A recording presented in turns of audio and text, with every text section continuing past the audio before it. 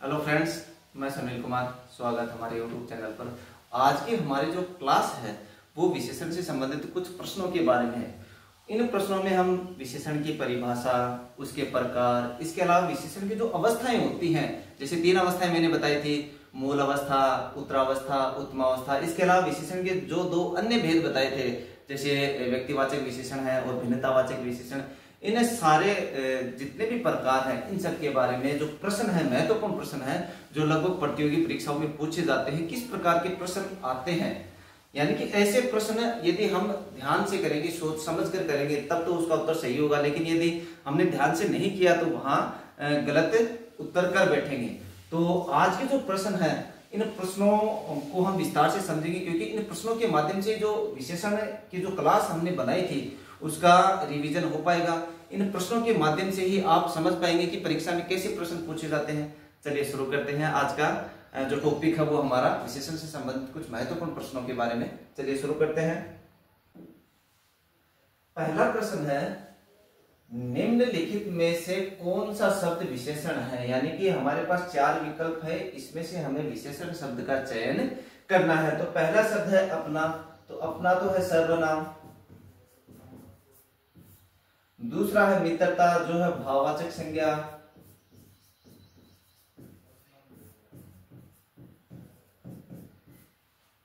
तीसरा है समझदार और चौथा है बचपन। तो बचपन भी क्या है, भाववाचक संज्ञा।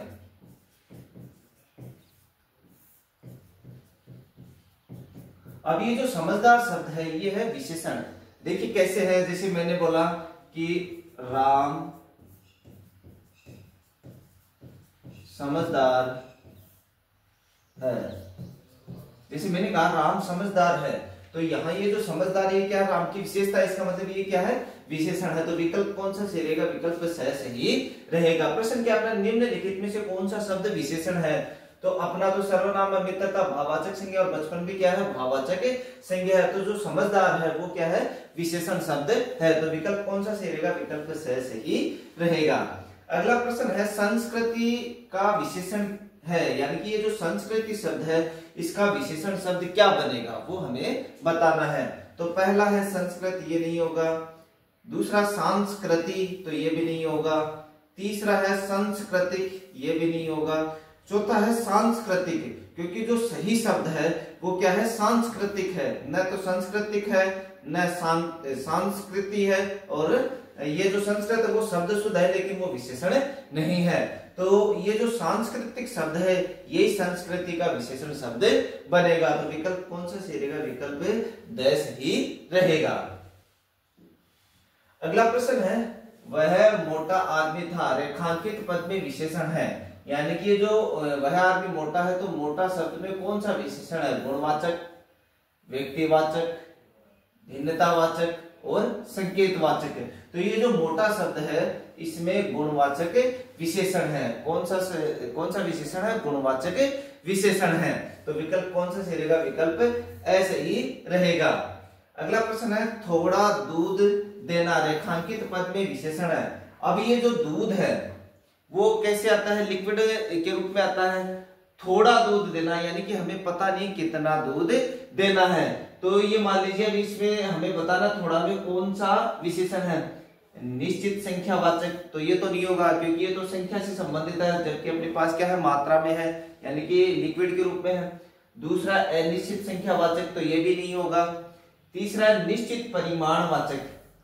अब ये क्या है प्रश्न अपना, थोड़ा दूध देना। अब ये जो थोड़ा शब्द है इसकी हमें मतलब ये जो दूध है कितना देना, इसकी मात्रा हमें पता नहीं है, इसलिए ये भी नहीं होगा। क्योंकि यदि निश्चित होता, जैसे 1 किलो दूध या 1 लीटर दूध, तब तो निश्चित परिमाणवाचक हो जाता। लेकिन यहाँ हमारे पास मतलब उसकी जो मात्रा है उसका पता नहीं है कि कितनी मात्रा में दूध देना है या लेना है।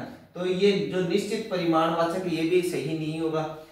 अनिश्चित परिमाणवाचक, तो इसमें जो थोड़ा शब्द है उसमें कौन सा विशेषण होगा, अनिश्चित परिमाणवाचक। तो विकल्प कौन सा सही रहेगा, विकल्प द सही रहेगा। अगला प्रश्न है, गहरी लाल साड़ी पहनो, रेखांकित शब्द का विशेषण बताना है। यानी कि जो गहरी लाल है इसमें कौन सा विशेषण है। तो संख्यावाचक नहीं होगा, संख्या से संबंधित है। संबंधवाचक ये भी नहीं होगा, कालवाचक ये भी नहीं होगा, तो बच गया कौन सा? प्रीविशेषण। प्रीविशेषण की मैंने क्या विशेषता बताई थी? जो विशेषण की विशेषता बतलाते ऐसे शब्द प्रीविशेषण कहलाते हैं। तो देखो साड़ी है वो कैसे कलर की है? लाल कलर की, लेकिन गहरी लाल है, गहरी लाल है। ये लाल की क्या विशेषता है? गहरी लाल। लाल की क्या विशेषता है? गहरी लाल। तो ये क्या होगा? इसका प्रीविशेषण होगा। तो विकल्प कौन सा सही रहेगा? विकल्प ऐसे ही रहेगा। अगला प्रश्न है, मीरा ने आधा लीटर दूध पी लिया में विशेषण हमें बताना है। तो ये देखो अभी थोड़ी देर पहले एक प्रश्न आया था, थोड़ा दूध दीजिए, तो उसमें तो अनिश्चित परिमाणवाचक था जिसमें हमें निश्चित मात्रा का पता नहीं था। इसमें हमारे पास निश्चित मात्रा है कि मीरा ने आधा लीटर, कितना लीटर? आधा लीटर, यानी कि निश्चित मात्रा है। तो इसमें कौन सा होगा? इसमें होगा परिमाणवाचक विशेषण। अब परिमाणवाचक में भी यदि हमें बताना हो तो निश्चित परिमाणवाचक विशेषण होगा। निश्चित परिमाणवाचक, निश्चित परिमाणवाचक विशेषण होगा, क्योंकि गुणवाचक ये गुणा नहीं है, भाई गुण है, ये गुणा नहीं है, यहाँ गुणवाचक विशेषण है। गुणवाचक नहीं होगा, संख्यावाचक भी नहीं होगा, सार्वनामिक भी नहीं होगा, बल्कि कौन सा होगा? परिमाणवाचक होगा। परिमाणवाचक में भी कौन सा होगा? निश्चित परिमाणवाचक होगा। तो विकल्प कौन सा सही रहेगा? विकल्प सही रहेगा। अगला प्रश्न है, वे दोनों कहाँ गए? रेखांकित पद में कौन सा संख्यावाचक विशेषण है? तो गणनावाचक, क्रमवाचक, आवर्तीवाचक और समुदायवाचक है। तो देखिए वे दोनों, मैंने क्या बताया? दोनों, तीनों, पांचों, चारों, जहां ऐसे शब्द आ जाते हैं वे समुदायवाचक विशेषण के अंतर्गत आते हैं। कहने का मतलब है ये किस में आएंगे? समुदायवाचक में आएंगे। तो विकल्प कौन सा सही रहेगा? विकल्प द सही रहेगा। अगला प्रश्न है, कश्मीरी सेब में विशेषण है, यानी कि जो कश्मीरी सेब शब्द है इसमें विशेषण हमें बताना है। पहला विकल्प है गुणवाचक विशेषण, तो ये नहीं होगा। दूसरा है संकेतवाचक, ये भी नहीं होगा। तीसरा है व्यक्तिवाचक।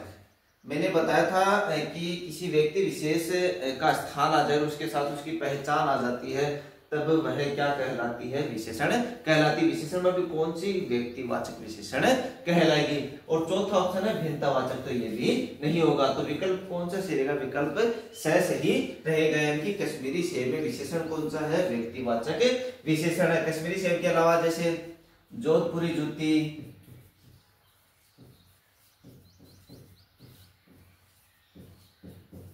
ऐसे ही बनारसी साड़ी,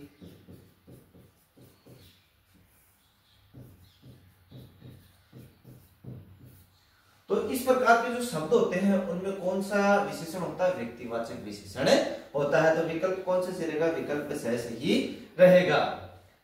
अगला प्रश्न है, परिश्रमी शब्द से कौन से विशेषण का बोध होता है?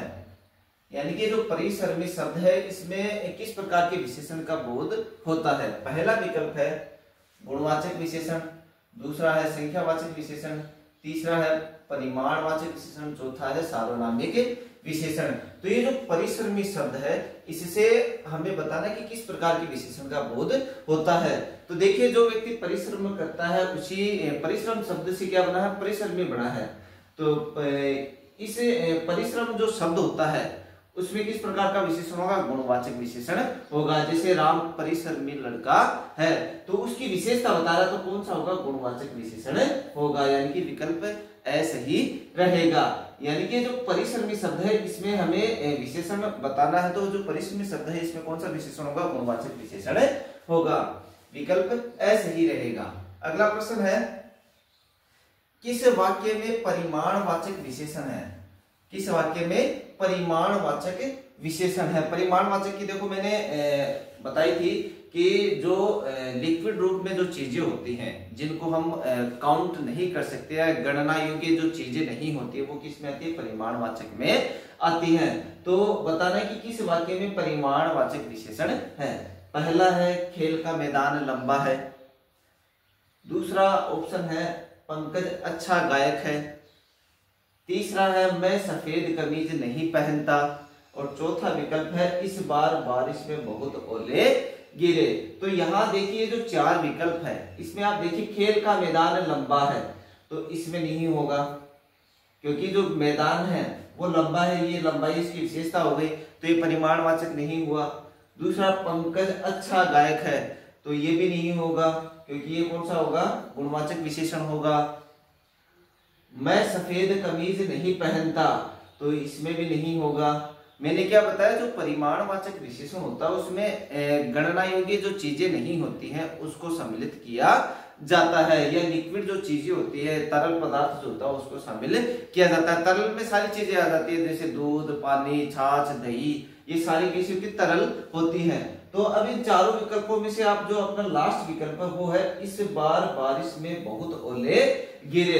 तो बारिश में बहुत ओले गिरे, तो ये परिमाण दर्शा रहा है, यानी कि ये गणना योग्य नहीं है या तरल के रूप में है, तो विकल्प कौन सा सही रहेगा, विकल्प द सही रहेगा। प्रश्न क्या अपना, किस वाक्य में परिमाणवाचक विशेषण है, तो किस वाक्य में है, विकल्प द, अर्थात इस बार बारिश में बहुत ओले गिरे। अगला प्रश्न है,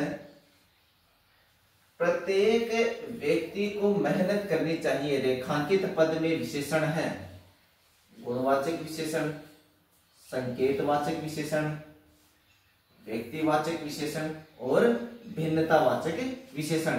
तो विशेषण के जो 4 प्रकार होते हैं उनके अलावा मैंने 2 प्रकार और बताए थे। एक तो बताया था व्यक्तिवाचक विशेषण, दूसरा बताया था भिन्नतावाचक विशेषण। उस भिन्नतावाचक विशेषण की मैंने पहचान बताई थी या विशेषता बताई थी कि जब वाक्य में प्रत्येक, हरेक आदि शब्दों का प्रयोग कर दिया जाता है वहां भिन्नतावाचक विशेषण होता है। तो यहाँ देखिए, प्रत्येक व्यक्ति को मेहनत करनी चाहिए, तो प्रत्येक शब्द आ गया, इसका मतलब कौन सा विशेषण होगा, भिन्नतावाचक विशेषण होगा। मैंने 2-3 पहचान बताई थी, जैसे एक तो प्रत्येक हो गया, एक हर एक हो गया, हर एक अनेक हो गया, आदि शब्द जहां आ जाते हैं वहां भिन्नतावाचक विशेषण होता है। तो विकल्प कौन सा चलेगा, विकल्प द सही रहेगा। अगला प्रश्न है, वह चलते चलते अचानक रुक गया, रेखांकित पद में क्रिया विशेषण है। ये अचानक जो शब्द है इसमें हमें क्रिया विशेषण बताना है कि किस प्रकार का है, स्थानवाचक का, रीतिवाचक का, कालवाचक का और परिमाणवाचक का। तो देखिए, सबसे पहले चारों ऑप्शनों को समझिए। पहला है स्थानवाचक, तो वह चलते चलते रुक गया, चलते चलते अचानक रुक गया, तो इसमें स्थान से संबंधित कोई बात नहीं है, तो ये नहीं होगा। अगला जो विकल्प है वो है कालवाचक, काल का मतलब होता है समय, तो इसमें समय से संबंधित कोई बात नहीं है, तो ये भी नहीं होगा। चौथा जो ऑप्शन है वो है परिमाणवाचक, परिमाणवाचक का तो मैंने बताया था जो गणना योग्य नहीं होती है, तो ये भी नहीं होगा। अब ये जो रीतिवाचक है, रीति का मतलब होता है तरीका, रीति का मतलब क्या होता है, तरीका। तो ये प्रश्न क्या है कि वह चलते चलते अचानक रुक गया, तो यहाँ कौन सा क्रिया विशेषण होगा, रीतिवाचक क्रिया विशेषण होगा, क्योंकि रीति का मतलब होता है तरीका, रीति का मतलब क्या होता है, तरीका। तो वह चलते चलते अचानक रुक गया, रेखांकित पद में क्रिया विशेषण है, तो कौन सा क्रिया विशेषण है, रीतिवाचक क्रिया विशेषण है। अगला प्रश्न है, यह गाय बहुत दूध देती है, इस वाक्य में यह क्या है, संज्ञा नहीं, सार्वनामिक विशेषण, निश्चयवाचक सर्वनाम और अनिश्चयवाचक सर्वनाम। तो यह गाय बहुत दूध देती है, इसमें सार्वनामिक विशेषण है। मैंने बताया था कि जब कोई सर्वनाम संज्ञा या संज्ञा के लिए प्रयुक्त हो जाता है, जब कोई सर्वनाम संज्ञा के लिए प्रयुक्त हो जाता है तो वहां सार्वनामिक विशेषण होता है। तो यह गाय, जो यह शब्द है वह किसके लिए है, गाय के लिए आया है, तो इसका मतलब इसमें कौन सा, इसमें क्या होगा, सार्वनामिक विशेषण होगा, यानी कि ये जो यह शब्द है यह क्या है, यह सार्वनामिक विशेषण है। विकल्प कौन सा चलेगा, विकल्प द सही रहेगा। अगला प्रश्न है, गुणवाचक विशेषण है, यानी कि हमारे पास 4 विकल्प है, इन विकल्प में से हमें गुणवाचक विशेषण का चयन करना है। तो पहला है 3 किलो, तो 3 किलो नहीं होगा क्योंकि 3 किलो में तो निश्चित परिमाणवाचक विशेषण है। दूसरा है 4, तो ये संख्यावाचक है, निश्चित संख्यावाचक विशेषण, ये भी नहीं होगा। अधिक, ये भी परिमाणवाचक है, ये भी नहीं होगा। ये जो अच्छा शब्द है ये क्या है, गुणवाचक विशेषण है, जैसे राम अच्छा लड़का है, तो यहाँ ये जो अच्छा शब्द है वो क्या है, गुणवाचक विशेषण है। तो विकल्प कौन सा रहेगा, विकल्प द सही रहेगा। अगला प्रश्न है, जिस शब्द का रूप सदैव अपरिवर्तित रहता है वह कहलाता है। यानी कि जिस शब्द का रूप सदैव एक जैसा रहता है, यानी कि संज्ञा सर्वनाम विशेषण आदि का उस पर प्रभाव नहीं पड़ता है, वह शब्द क्या कहलाता है? संज्ञा शब्द नहीं होगा, विशेषण ये भी नहीं होगा, विकारी शब्द ये भी नहीं होगा, बल्कि क्या होगा? अव्यय शब्द होगा। नहीं, अव्यय कहते किसे? जिस पर संज्ञा सर्वनाम का प्रभाव न पड़े, यानी कि संज्ञा सर्वनाम की वजह से जिसका रूप परिवर्तित न हो, वह क्या कहलाता है? अव्यय शब्द कहलाता है। तो प्रश्न क्या अपना कि जिस शब्द का रूप सदैव अपरिवर्तित रहता है वह कहलाता है। तो विकल्प कौन सा रहेगा? विकल्प सही रहेगा, अर्थात उसको क्या कहते हैं? अव्यय शब्द कहते हैं। अगला प्रश्न है, विशेष्य से पहले आने वाले विशेषण को क्या कहते हैं? विधेय विशेष्य, उद्देश्य विशेषण, प्रिय विशेषण और क्रिया विशेषण। तो सबसे पहले आप समझिए, जैसे कोई वाक्य होता है, राम अच्छा लड़का है। जब कोई वाक्य होता है तो वाक्य में दो चीजें होती है, एक तो होता है उद्देश्य, एक होता है विधेय। तो जिसके संबंध में जो कुछ कहा जाता है वो तो उद्देश्य होता है। तो यहाँ किसके संबंध में कहा जा रहा है? राम के संबंध में, तो ये तो क्या हो गया? उद्देश्य। बाकी उद्देश्य के संबंध में जो कुछ कहा जाता है वो क्या होता है? विधेय। तो राम अच्छा लड़का, बाकी ये मान लीजिए शेष मान लीजिए आप, इसे क्या कहेंगे? विधेय कहेंगे। प्रश्न क्या आपने कि विशेष्य से पहले आने वाले विशेषण को क्या कहते हैं? विधेय विशेषण, उद्देश्य विशेषण। तो विशेष्य से पहले जो चीजें आती हैं उसे कहते हैं उद्देश्य विशेषण। यानी कि इससे विशेषता से पहले या विधेय से पहले जो चीजें आएंगी उसे क्या कहेंगे? उद्देश्य कहेंगे। तो उद्देश्य विशेषण यानी कि विकल्प ब सही रहेगा। विकल्प कौन सा रहेगा? विकल्प ब सही रहेगा। बाकी ये जो बच गया प्रिय विशेषण, ये तो विशेषण की विशेषता बताता है, क्रिया विशेषण जो क्रिया के माध्यम से विशेषता बताता है, और ये जो विधेय विशेषण है, ये जैसे राम अच्छा लड़का, तो बाकी जो वाक्य बच गया वो तो क्या है? विधेय विशेषण। और प्रश्न क्या अपना कि विशेष्य से पहले आने वाला विशेषण को क्या कहते हैं? तो उसे कहते हैं उद्देश्य विशेषण। विकल्प ब सही रहेगा। अगला प्रश्न है, निम्नलिखित वाक्य में रेखांकित शब्द किस विशेषण का उदाहरण है? कुछ बच्चे कक्षा में शोर मचा रहे हैं। पहला है गुणवाचक विशेषण, अनिश्चित परिमाणवाचक विशेषण, सार्वनामिक विशेषण और अनिश्चित संख्यावाचक विशेषण। तो गुणवाचक में तो मतलब उसके विशेषता बताई जाती है, किसी की भी हो विशेषता बताई जाती है, वो तो होता है गुणवाचक। अनिश्चित परिमाणवाचक में तरल के रूप में अपने पास कुछ चीजें होती है जिसकी हमें निश्चित मात्रा का भी पता नहीं होता है। सार्वनामिक विशेषण वह होता है जिससे सर्वनाम का प्रयोग संज्ञा के लिए प्रयुक्त कर दिया जाता है, क्या कहलाता है? सार्वनामिक विशेषण।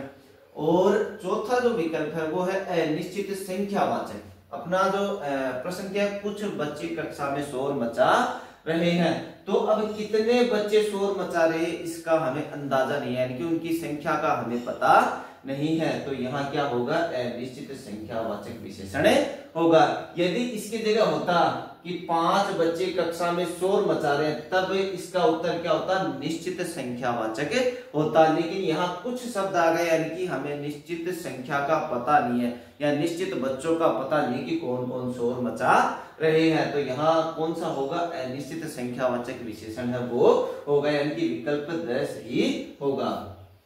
अगला प्रश्न है, कौन लड़का आया है? रेखांकित शब्द का विशेषण हमें बताना है। पहला है अनिश्चयवाचक विशेषण, दूसरा है संख्यावाचक विशेषण, तीसरा है सार्वनामिक विशेषण, चौथा है कालवाचक विशेषण। तो मैंने क्या बताया कि जब किसी सर्वनाम का प्रयोग किसी संज्ञा के लिए प्रयुक्त कर दिया जाता है तो वहां सार्वनामिक विशेषण होता है। ये जो कौन है वो क्या है? प्रश्नवाचक सर्वनाम है। तो ये आया किसके लिए? लड़के के लिए है। किसके लिए है? लड़के के लिए, यानी कि संज्ञा के लिए प्रयुक्त हुआ है। तो जब किसी सर्वनाम का प्रयोग संज्ञा के लिए कर दिया जाता है तब वहां कौन सा विशेषण होता है? सार्वनामिक विशेषण होता है, यानी कि विकल्प सही रहेगा। अगला प्रश्न है,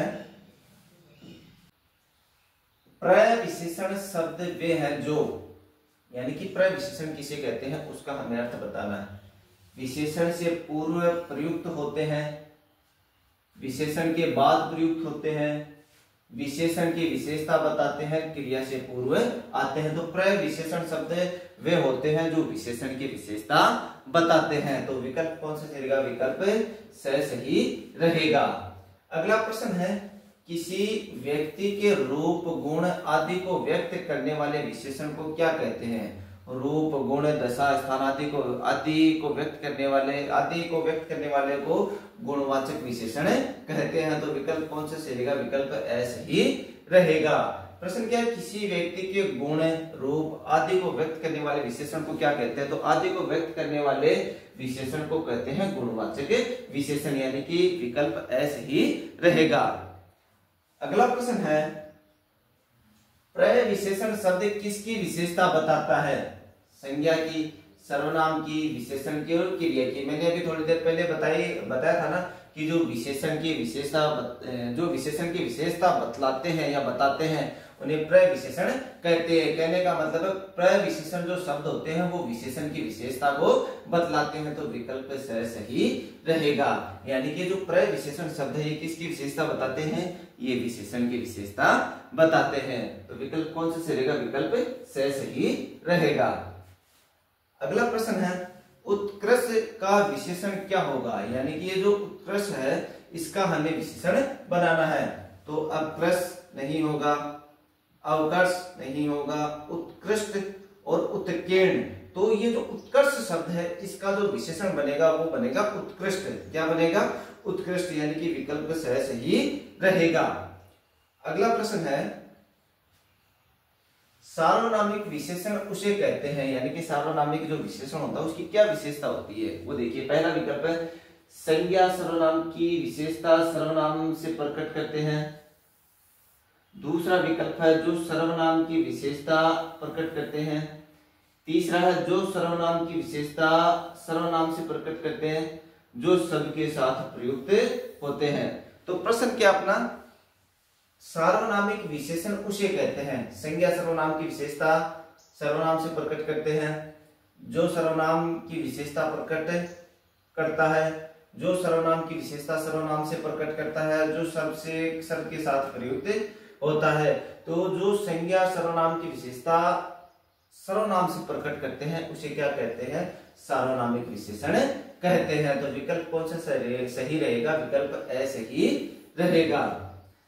अगला प्रश्न है, दूध में खालिस्तान गिर गया है।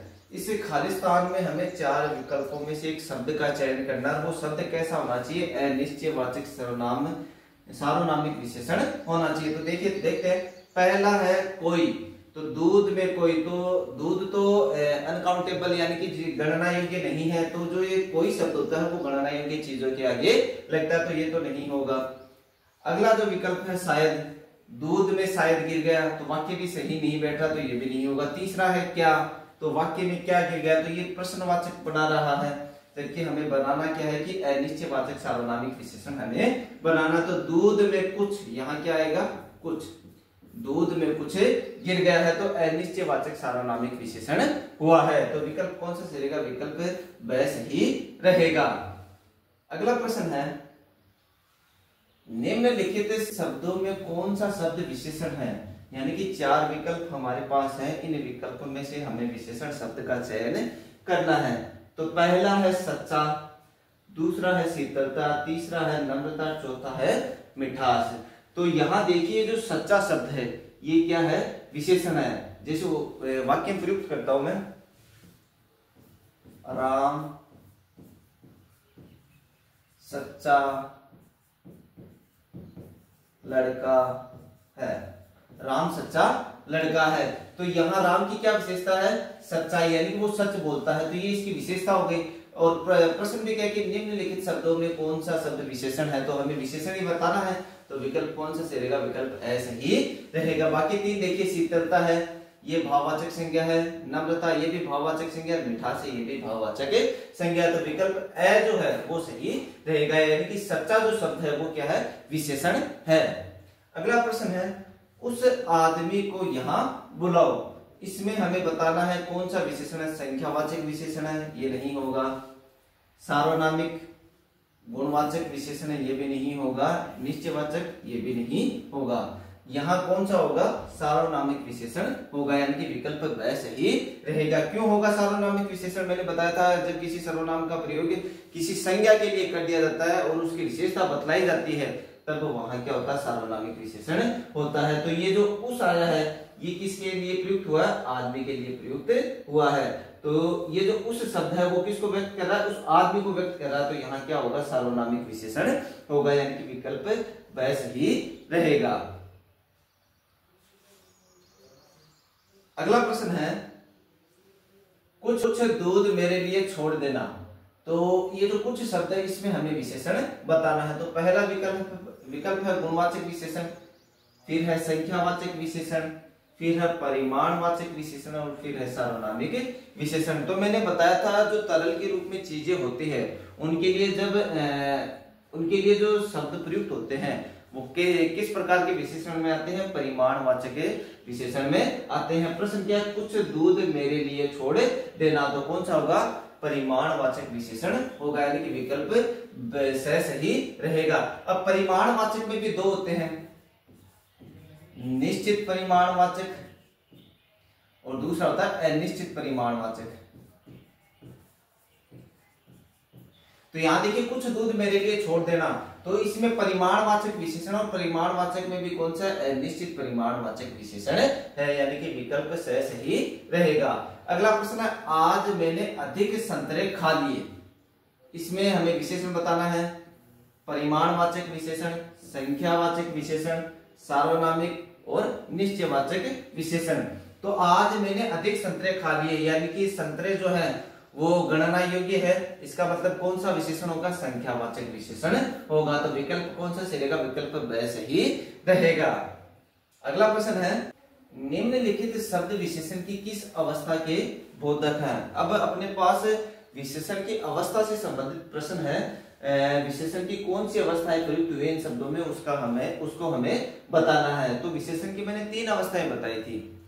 पहली बताई थी मूल अवस्था, जिसमें मूल अवस्था के रूप में यानी कि मूल रूप में शब्द का प्रयुक्त या प्रयोग किया जाता है। दूसरी थी उत्तरावस्था। उत्तरावस्था में क्या होता है, तुलना होती है, दो पदार्थों के बीच तुलना होती है या दो की तुलना होती है। तीसरा है उत्तमावस्था। उत्तमावस्था क्या होती है, जो जिसको सबसे श्रेष्ठ बताया जाता है, सबसे श्रेष्ठ बताया जाता है, वो कौन सी होती है, उत्तमावस्था। तो ये जो शब्द उत्कृष्ट, ये किस अवस्था का है, तो देखिए अच्छा जो शब्द होता है वो तो होता है मूल अवस्था में, और अच्छा शब्द का ही उत्कृष्ट रूप है, यानी अच्छा जो शब्द है उसका जो उत्तम अवस्था है वो कौन सी है, उत्कृष्ट है, यानी कि इसमें विकल्प कौन सा रहेगा, विकल्प सही रहेगा। उत्कृष्ट शब्द विशेषण की कौन सी अवस्था का बोधक है, तो किस अवस्था का बोधक, उत्तमावस्था का बोधक है। दीर्घतर की हमें विशेषण की अवस्था बतानी है कि दीर्घतर जो शब्द है उसमें विशेषण की कौन सी अवस्था। तो देखिए, जब मैंने विशेषण की अवस्थाएं पढ़ाई थी तो उसमें बताया था कि विशेषण की जो 3 अवस्थाएं होती हैं, पहली होती है मूल अवस्था, दूसरी होती है उत्तरावस्था, तीसरी होती है उत्तमावस्था। तो मैंने इनकी पहचान भी बताई थी कि उत्तरावस्था में तो क्या होता है, दो की तो तुलना होती है, दो की तो तुलना होती है। और पहचान के लिए मैंने बताया था विशेषण से पहले से शब्द का प्रयोग किया जाता है या फिर तर या तरा शब्द का प्रयोग किया जाता है। इसी प्रकार उत्तमावस्था में सबसे शब्द का प्रयोग किया जाता है और इसकी पहचान बताई थी, शब्द के अंत में तम या तमा शब्द प्रयुक्त होता है या तमा प्रत्यय प्रयुक्त होता है। तो अब देखिए दीर्घतर, तो दीर्घतर तर आ गया, तर आ गया, इसका मतलब कौन सा होगा, उत्तरावस्था होगी। तो विकल्प कौन सा रहेगा, विकल्प ब सही रहेगा। लघुत्तम, अब ये जो लघुत्तम है इस शब्द में हमें विशेषण की अवस्था बतानी है। तो मैंने पहचान बताई थी कि तम और तमा प्रत्यय जुड़ा होता है, किसमें, उत्तमावस्था में जुड़ा होता है। तम तमा प्रत्यय नहीं जुड़ा होता तो सबसे जो शब्द है इसका प्रयुक्त या प्रयोग किया जाता है। तो लघुत्तम, तम शब्द का प्रयोग हो गया, इसका मतलब कौन सी अवस्था होगी इसकी, उत्तमावस्था होगी, यानी कि विकल्प सही रहेगा। समीपतर, तो तर शब्द लग गया, तर किस में लगता है, उत्तरावस्था में लगता है, तो विकल्प कौन सा सही रहेगा, विकल्प ब सही रहेगा। आप इन पहचान को समझे कि मूल अवस्था में तो जो विशेषण है वो मूल रूप में प्रयुक्त होता है, उत्तरावस्था में दो चीजों में तुलना की जाती है और तुलना के लिए से शब्द का प्रयोग किया जाता है या फिर तर या तरा प्रत्यय जो है उसका प्रयोग किया जाता है शब्द के अंत में। और जो उत्तमावस्था होती है उसमें क्या होता है, सबसे जो शब्द है उसका प्रयोग किया जाता है, सबसे शब्द नहीं आता है तो तम या तमा जो प्रत्यय है वो शब्द के अंत में जुड़े जाता है। तो ये जो समीपतर है तर लग गया, तर लग गया, इसका मतलब कौन सी होगी, उत्तरावस्था होगी। आप तो विशेषण की जो अवस्थाएं हैं, 3 जो अवस्थाएं मैंने पढ़ाई थी, उन अवस्थाओं में आप तो उनकी जो पहचान है उसका विशेष ध्यान रखिए। अगर पहचान ध्यान में है आपको तो आपके जो प्रश्न है वो गलत नहीं होंगे। कई बार जो कंपटीशन एग्जाम होती हैं, प्रतियोगी परीक्षाएं होती हैं, उनमें सीधा सीधा प्रश्न पूछ लिया जाता है, किससे संबंधित, अवस्था से संबंधित। यदि आपको इनकी पहचान ध्यान में है तो आप आसानी से उसका जवाब दे पाओगे, वरना प्रश्न गलत होगा, माइनस मार्किंग होगी। तो चलिए बढ़ते हैं अगले प्रश्न की ओर। भाववाचक संज्ञा से निर्मित विशेषण है, यानी कि भाववाचक जो संज्ञा है उससे निर्मित विशेषण जो विकल्प है उसका हमें चयन करना है। तो पहला जो विकल्प है वो तो है चलता। तो चलता में कौन से, किससे बना, ये चल से बना, चलना। तो ये किससे बना, क्रिया से बना है, क्रिया से बना। प्रश्न क्या अपना, भाववाचक संज्ञा से निर्मित हमें जो विशेषण उसको हमें बताना है। तीसरा जो है वो रंगीन, ये किससे बना, रंग से बना, किससे बना है, रंग से, यानी कि संज्ञा से बना। चौथा क्या है, ऊंचा। अब ऊंचा खुद भी विशेषण है, जैसे वह पहाड़ बहुत ऊंचा है, तो ये विशेषण है, ये क्या है, विशेषण है। लेकिन हमें चयन किसका करना है, भाववाचक संज्ञा से निर्मित विशेषण का हमें चयन करना है। तो ये जो प्यारा शब्द है ये किससे बना है, भाववाचक संज्ञा से बना है, भाववाचक संज्ञा से बना है। ये किससे बना है, भाववाचक संज्ञा से बना है, यानी कि विकल्प ब सही रहेगा। प्रश्न क्या था अपना, भाववाचक संज्ञा से निर्मित विशेषण है। तो चलता वो तो किससे बना, क्रिया से बना है। रंगीन जो है वो किससे बना, रंग से अर्थात संज्ञा से बना है। और ऊंचा ये क्या है, खुद विशेषण है। लेकिन हमें चयन किसका करना है, भाववाचक संज्ञा से निर्मित विशेषण का हमें चयन करना है। तो वो क्या है, प्यारा है, अर्थात विकल्प ब सही रहेगा। अगला प्रश्न है, निम्नलिखित में से विशेषण चुनिए, यानी कि 4 विकल्प है, इनमें से हमें विशेषण का चयन करना है। तो पहला विकल्प है भलाई, तो ये तो क्या है, भाववाचक संज्ञा है। दूसरा है मिठास, ये भी क्या है, संज्ञा है। चौथा जो है बदमाशी, ये भी क्या है, संज्ञा है। अब ये जो थोड़ा शब्द है ये क्या है, विशेषण है, ये क्या है, विशेषण है। तो विकल्प कौन सा सही रहेगा, विकल्प स सही रहेगा। जैसे मैं वाक्य में प्रयोग करता हूं, मुझे थोड़ा पानी पिलाओ, मुझे थोड़ा पानी पिलाओ। तो प्रश्न क्या, आपके निम्नलिखित में से विशेषण चुनना है, विशेषण का चयन करना। तो भलाई तो क्या, भाववाचक संज्ञा, मिठास भी क्या है, संज्ञा, और बदमाशी भी क्या है, संज्ञा है। तो ये जो थोड़ा शब्द है ये क्या है, विशेषण है, ये क्या है, विशेषण है, यानी कि विकल्प कौन सा सही रहेगा, विकल्प स सही रहेगा। अब देखिए इस वाक्य में मुझे थोड़ा पानी पिलाइए, तो यहाँ ये जो थोड़ा शब्द है ये क्या है, विशेषता है, ये क्या है, विशेषता है। तो विकल्प कौन सा सही रहेगा, विकल्प स सही रहेगा। अगला प्रश्न है, विशेषण से भाववाचक संज्ञा बनने वाला शब्द है, यानी कि 4 विकल्प है, इन चारों विकल्पों में से हमें विशेषण से निर्मित भाववाचक संज्ञा का हमें चयन करना है। तो पहला तो है नहाता, तो नहाना तो किससे बना, क्रिया से बना है। फिर है खेलता, तो ये क्या है, खेलना क्रिया है। फिर है दौड़ना, तो ये भी क्या है, क्रिया है, इसमें भी क्रिया है। अब विकल्प कौन सा बच गया, विकल्प ब बच गया, शिष्टता। ये जो शिष्टता शब्द है ये विशेषण से भाववाचक संज्ञा बना है, विशेषण से क्या बना है, भाववाचक संज्ञा बना है। तो विकल्प कौन सा चलेगा, विकल्प ब सही रहेगा। ये जो शिष्टता शब्द है ये विशेषण है और विशेषण से क्या बना है, भाववाचक संज्ञा बना है। तो विकल्प ब सही रहेगा। अगला प्रश्न है, इनमें से कौन सा विशेषण शब्द संज्ञा से निर्मित नहीं है, यानी कि हमें उस विशेषण शब्द का चयन करना है जो संज्ञा से निर्मित नहीं है। तो पहला विकल्प है मानवीय, तो ये तो मानव से बना, बिल्कुल इसमें संज्ञा है। दूसरा विकल्प है वार्षिक, वर्ष, तो ये भी संज्ञा से बना है। चौथा है ग्रामीण, तो ये ग्राम से बना है। यानी कि ये तो जो तीनों शब्द हैं ये तो किससे बने हैं, संज्ञा से निर्मित विशेषण है, संज्ञा से निर्मित विशेषण है। लेकिन ये जो आधिकारिक है ये खुद संज्ञा है, यानी कि ये विशेषण नहीं है। ये क्या नहीं है, विशेषण नहीं है। आधिकारिक जो शब्द है वो विशेषण नहीं है, खुद संज्ञा है। जबकि हमें किस विकल्प का चयन करना है कि उस विशेषण का चयन करना जो संज्ञा से निर्मित है, तो वो कौन सा होगा, विकल्प से सही होगा। यानी कि आधिकारिक जो शब्द है वो संज्ञा से निर्मित नहीं है। अगला प्रश्न है, घनिष्ठ की शुद्ध उत्तरावस्था हमें बतानी है।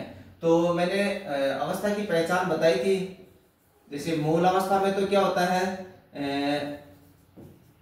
जो विशेषण होता है वो मूल रूप में प्रयुक्त होता है। फिर होती है उत्तरावस्था और तीसरी होती है उत्तमावस्था। अब ये जो घनिष्ठ शब्द है इसकी हमें क्या बतानी है, उत्तरावस्था बतानी है। तो मैंने इसकी पहचान बताई थी, या तो से शब्द का प्रयोग होता है, या फिर तरे या तरा शब्द का प्रयोग होता है, प्रत्यय का प्रयोग होता है। तो देखिए घनिष्ठतर, घनिष्ठतम, घनिष्ठतर और घनिष्ठतम गलत लिखे हुए, इसमें दो दो शब्द। देखिए तर भी 2 बार और तम भी 2 बार है। चलो इससे कोई फर्क नहीं पड़ता, हमें घनिष्ठ ये जो शब्द है उसकी हमें शुद्ध उत्तरावस्था हमें बतानी है। तो शुद्ध उत्तरावस्था की जो पहचान है वो मैंने बताई थी, तरिया जो तरा शब्द है वो लगा हुआ होता है। तो यहाँ देखिए घनिष्ठ तर, तर इसमें भी और तर इसमें भी, यानी कि दोनों विकल्प सही नहीं है। थोड़ी विकल्प की गड़बड़ी हो गई है, तो इसमें विकल्प ए भी सही रहेगा और विकल्प सी भी सही रहेगा। यानी कि घनिष्ठ तर जो शब्द है वो उत्तरावस्था का रूप है। अगला प्रश्न है, इनमें से किस वाक्य में विशेषण की उत्तमावस्था प्रयुक्त हुई है। तो उत्तमावस्था की देखिए मैंने पहचान बताई थी, उत्तमावस्था में सबसे शब्द का प्रयोग होगा, या फिर तम या तमा प्रत्यय का प्रयोग होगा। तो यहाँ देखिए हमें इनमें से किस वाक्य में विशेषण की उत्तमावस्था प्रयुक्त हुई, उत्तमावस्था वाला जो विकल्प है उसका हमें चयन करना है। तो पहला है उसने सुंदर चित्र बनाया, दूसरा विकल्प वह मुझसे बड़ा है, तीसरी वह अच्छी अच्छी कहानियां सुनाता है, और चौथा है हमारी कक्षा में वह सबसे होशियार छात्र है। तो मैंने क्या बताई थी उत्तमावस्था की पहचान, या तो सबसे शब्द का प्रयोग हो गया, तम या तमा प्रत्यय का प्रयोग होगा। तो यहाँ देखिए चारों विकल्पों में से जो सबसे शब्द है वो कहाँ प्रयुक्त हुआ है, चौथे विकल्प में प्रयुक्त हुआ है कि हमारी कक्षा में वह सबसे होशियार छात्र है। तो विकल्प कौन सा सही रहेगा, विकल्प द सही रहेगा। एक चीज मैंने ये भी बताई थी, जो मूल अवस्था रहती है उसमें तो विशेषण के जो मूल शब्द होते हैं उनका प्रयोग होता है। उत्तरावस्था होती है उसमें दो पदार्थों के बीच तुलना होती है, और जो उत्तमावस्था होती है उसे सबसे सर्वश्रेष्ठतम बताया जाता है। यानी कि उत्तमावस्था में क्या होता है कि कई सारों में से, यानी कि कईयों में से किसी एक को श्रेष्ठ बताया जाता है, यानी कि सबसे अच्छा बताया जाता है। और पहचान के लिए देखिए सबसे शब्द लगा हुआ है, तम या तमा से प्रत्यय लगा होगा। तो ये जो चौथा विकल्प है हमारी कक्षा में वह सबसे होशियार छात्र है, तो बहुत सारे छात्रों में से सब, ये कक्षा में जितने भी छात्र उनमें से एक को श्रेष्ठ बताया गया है।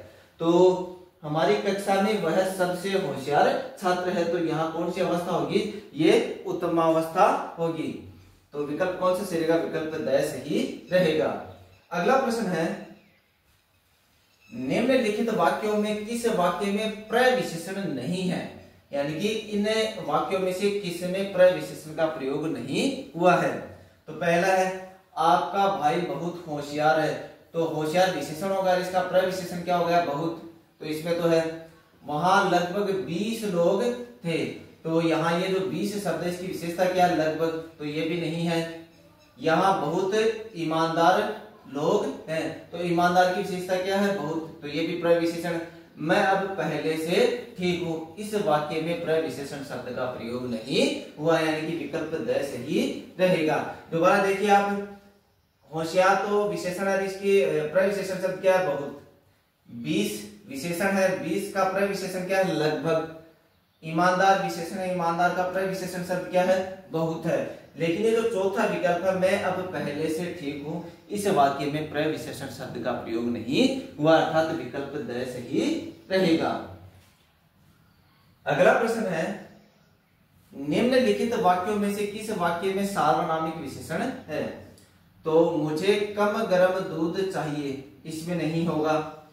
वह बड़ा मेहनती व्यक्ति है, मैंने क्या बताया कि जब किसी सर्वनाम का प्रयोग किसी संज्ञा के लिए प्रयुक्त कर दिया जाता है तो वहां सार्वनामिक विशेषण होता है। तुम काफी कम खाते हो और मेरा लड़का समझदार है। तो यहाँ ये जो मेरा शब्द है ये किसके लिए आया है? इस लड़के के लिए आया, अर्थात संज्ञा के साथ प्रयुक्त हुआ है। तो सार्वनामिक विशेषण कौन से विकल्प में है? विकल्प द में है, अर्थात मेरा लड़का होशियार है इस वाक्य में सार्वनामिक विशेषण है। अगला प्रश्न है, किस प्रकार के विशेषण में दो प्राणियों, वस्तुओं इत्यादि के गुण दोष अथवा विशेषता की तुलना कर एक को दूसरे से बड़ा छोटा कर बताया जाता है? तो मैंने विशेषण की देखिए थोड़ी देर पहले बताई थी कि जब दो व्यक्तियों में तुलना होती है तो वो उत्तरावस्था होती है, और जब बहुत सारे व्यक्तियों में से या बहुत सारे पदार्थों में से किसी एक को श्रेष्ठ बताया जाता है तब वो होती है उत्तमावस्था। तो इसमें दो प्राणियों, वस्तुओं इत्यादि के बीच तुलना करके किसी एक को श्रेष्ठ या एक को निम्न बताया जाता है तो वो कौन सी अवस्था होती है? वो उत्तरावस्था होती है, अर्थात विकल्प सही रहेगा। अगला प्रश्न है, यह में कौन सा विशेषण है? सार्वनामिक विशेषण, प्रत्यय विशेषण, गुणवाचक विशेषण और संख्यावाचक विशेषण। तो यह जो शब्द है यह क्या है? सार्वनामिक विशेषण वाला शब्द है। जैसे मैं बता देता हूं, इसका उदाहरण दे देता हूं, जैसे यह मकान मेरा है। तो मैंने क्या बताया कि जब किसी सर्वनाम का प्रयोग किसी संज्ञा के लिए प्रयुक्त कर दिया जाता है तो वहां सार्वनामिक विशेषण होता है। तो यहाँ देखिए यह सार्वनामिक विशेषण है। तो ये थे विशेषण से संबंधित कुछ महत्वपूर्ण प्रश्न। इसके अलावा विशेषण की जो अवस्था है उसके कुछ महत्वपूर्ण प्रश्न। मिलते हैं आप लोगों से अगले वीडियो में, तब तक के लिए जय हिंद जय भारत।